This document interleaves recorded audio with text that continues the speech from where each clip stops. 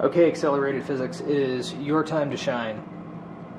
So, what if I just have an angle and a hypotenuse? What happens then? So, I think I filled this out already. Let me do that really fast. So, the angle here, that's the angle. Hypotenuse is going to be the AB side. So, hypotenuse goes over there. The opposite side is opposite of the angle, which gives us our BC side. And the adjacent side is going to be our other one.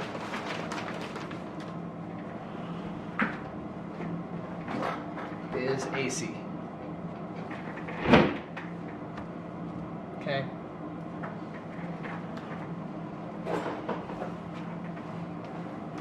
All right, so we can use some special ratios on our calculators called sine, cosine, and tangent. These are going to be really important for us as we move forward because you're not going to be able to hit me at Fox Glen without doing this first. Okay?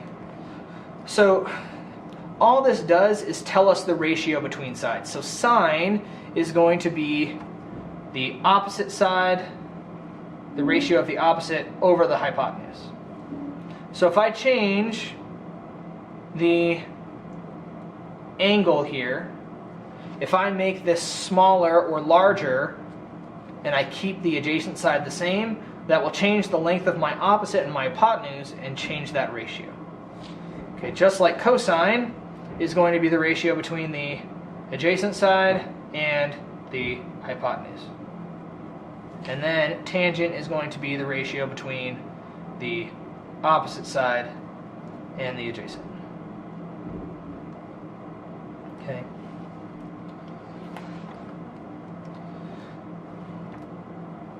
So again, if I change my angle here, but I keep my opposite side the same length, that'll change the ratio between the hypotenuse and the adjacent side.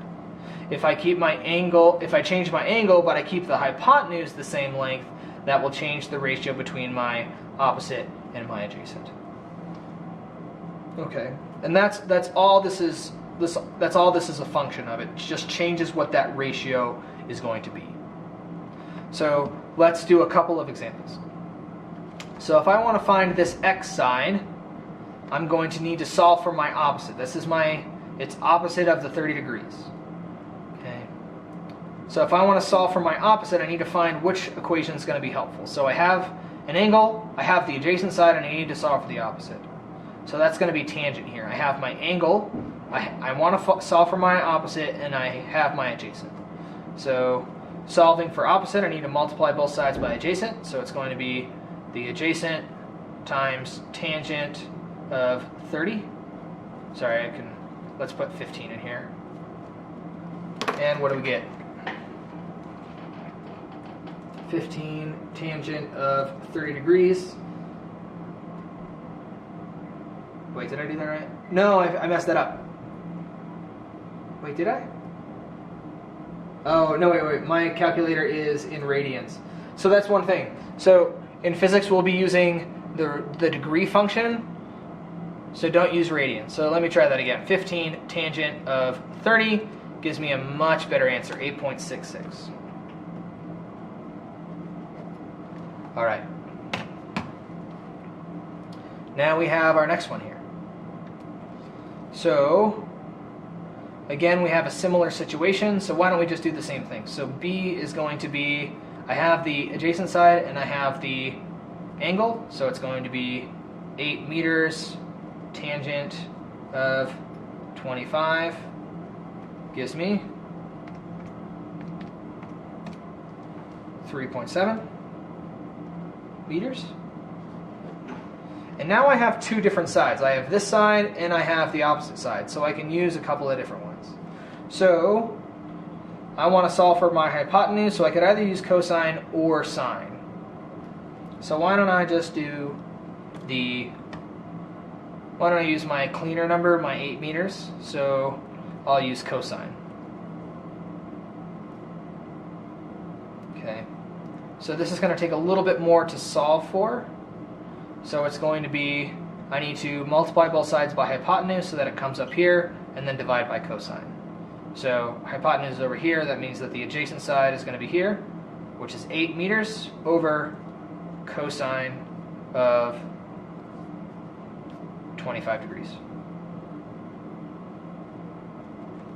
So 8 divided by cosine of 25 gives me a hypotenuse of 8.8 meters. Sweet. So you will have to do a little bit of algebra for this, but it shouldn't be all too difficult to solve for this. All right, let's go to the back side. So now you need to start using all of the different skills that we've learned through these notes so far. So it takes the next 5-10 minutes to solve for this. Also, by the way, that should be a 20 degrees here, not 20. So with the sub, please pause the video until 5 minutes is up.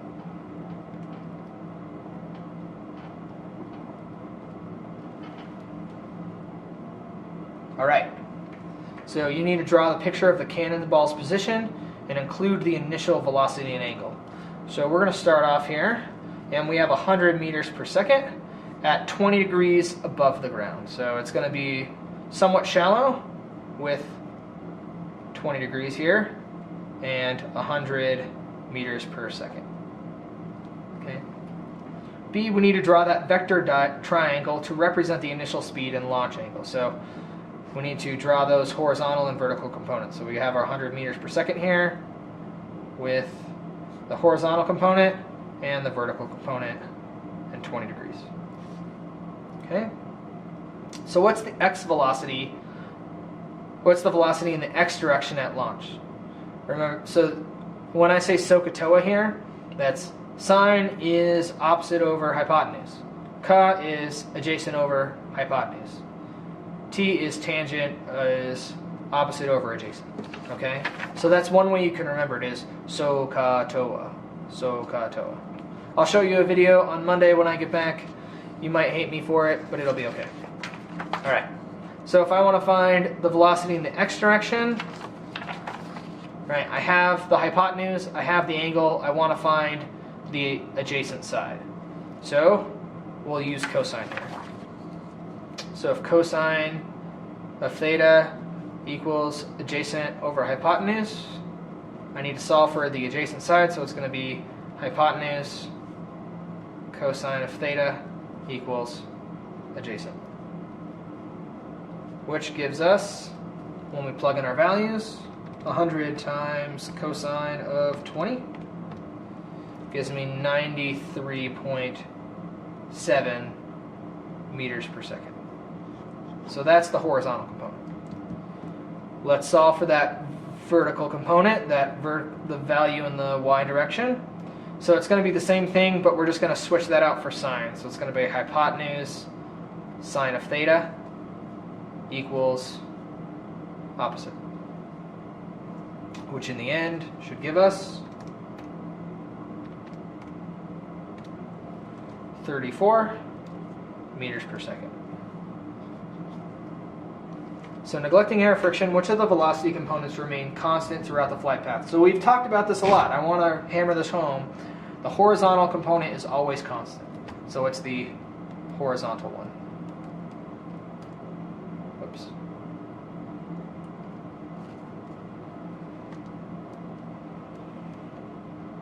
Okay. And then the last part is the total time the cannonball was in the air was 7 seconds. How far did it travel in that time? We only care about that horizontal distance. Do you need to consider both components? No. I know the time. I know the velocity it travels horizontally. I don't need anything else to find that distance. Distance equals velocity times time. And I need to use x values, those horizontal ones. So it's going to be 93.7 times 7 seconds. Gives us a distance of 93.7 times